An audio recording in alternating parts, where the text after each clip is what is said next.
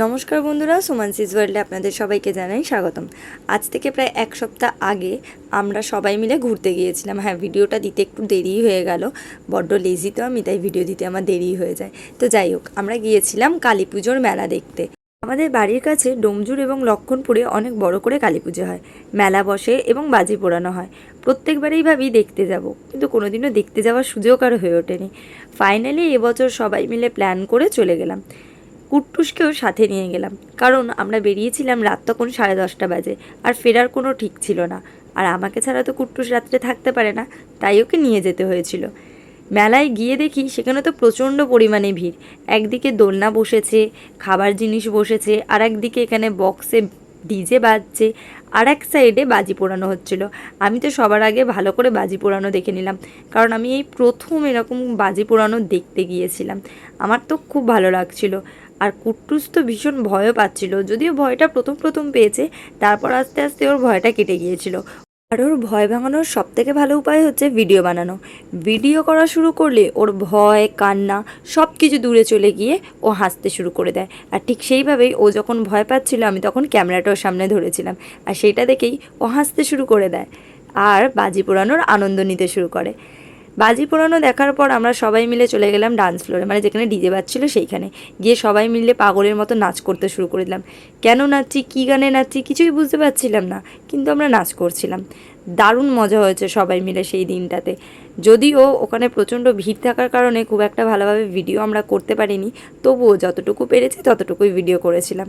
দেখুন, এই হচ্ছে আমাদের পাগলামো নাচ। খানিকক্ষণ এইরকমভাবেই হাত দুলিয়ে নেচে নেচে তারপর আবার ওখান থেকে আমরা বেরিয়ে পড়েছিলাম। যাবার আগেই এই বাজি পোড়ানোটা দেখে নিলাম, তারপর সবাই মিলে মেলার জায়গা থেকে বেরিয়ে এলাম, কারণ যত সময় যাচ্ছে ততই ভিড় বাড়ছে। রাতে পুজোও আছে, আর যত পুজোর সময় হবে তত ভিড় আরও বেশি করে বাড়বে, আর এরপর বেরোনো খুব মুশকিল হয়ে যাবে। তাই আমরা সবাই মিলে তাড়াতাড়ি করে ওখান থেকে বেরিয়ে পড়লাম। আমরা যখন এখানে আসি তখনও পর্যন্ত ঠাকুর আসেনি, তাই আমাদের ঠাকুর দেখাও হয়নি। ফেরার পথে আমরা ঠাকুর দেখে বাড়ি ফিরলাম। সামনে দিয়ে গিয়ে দেখাটা সম্ভব হয়নি, কারণ তখন দণ্ডি কাটা হচ্ছিল, আর দণ্ডি কাটার সময় সামনে কাউকে থাকতে দেওয়া হয়নি, তাই সাইড থেকেই আমরা মায়ের দর্শন করে চলে যাই। কুট্টুসের তো হেঁটে হেঁটে পায়ে ব্যথা হয়ে গেছে, তাই সে তার কাকার কাঁধে উঠে পড়েছে। তার কাকা তাকে কাঁধে করে নিয়ে বাকি রাস্তাটা হেঁটে এলো। খানিকটা হেঁটে আমরা আমাদের গাড়ি নিয়ে আবার বেরিয়ে পড়লাম লক্ষণপুরের উদ্দেশ্যে।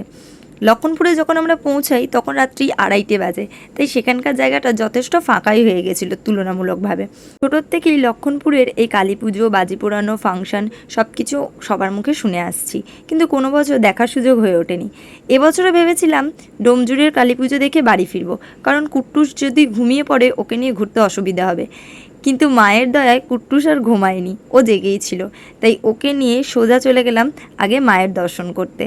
মাকে দেখিয়ে তারপর ওখান থেকে বেরিয়ে আমরা মেলায় গিয়ে বসেছিলাম। রাত্রি হয়ে যাওয়ায় কুট্টুসের হালকা হালকা ঘুম এসেছিল, কিন্তু লক্ষণপুরের এই লাইটিংগুলো দেখার পর কুট্টুসের ঘুম একেবারেই চলে গেছে। ও কোল থেকে নেমে নিজেই হেঁটে হেঁটে লাইটগুলোকে দেখে যাচ্ছে, কোনো দিকে ধ্যান নেই, শুধু লাইটগুলোর দিকেই তাকিয়ে আছে। ওকে নিয়ে আর বাজি পোড়ানোর দিকে যেতে মন চাইছিল না, কারণ বাজির আওয়াজে ও খুব ভয় পাচ্ছিল। তাই আমরা একটা ফাঁকা জায়গা দেখে ওকে নিয়ে বসেছিলাম। খানিকক্ষণ এখানে বসে আমরা ওর সাথে খেলা করলাম, ওকে মেলার কিছু দোলনায় চাপালাম। ঘোরাফেরা শেষ, এবার খাওয়ার জায়গা দেখার পালা। খাওয়ার জায়গায় পৌঁছে শুরু হলো আমাদের কমেডি সার্কাস।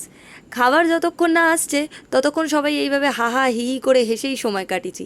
কখন যে রাত পার হয়ে ভোর হয়ে গেছে বুঝতেও পারিনি। ঘড়ির দিকে তাকিয়ে দেখি তখন রাত 3:30 বাজে। তখন আমরা ওখানে বসে বসে গল্প করে যাচ্ছি। গল্প, খাওয়া দাওয়া, আড্ডা সব কিছু হয়ে যাওয়ার পর আমরা বাড়ি ফিরে এলাম।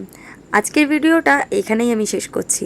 আপনাদের ভিডিওটা কেমন লাগলো কমেন্টে অবশ্যই জানাবেন।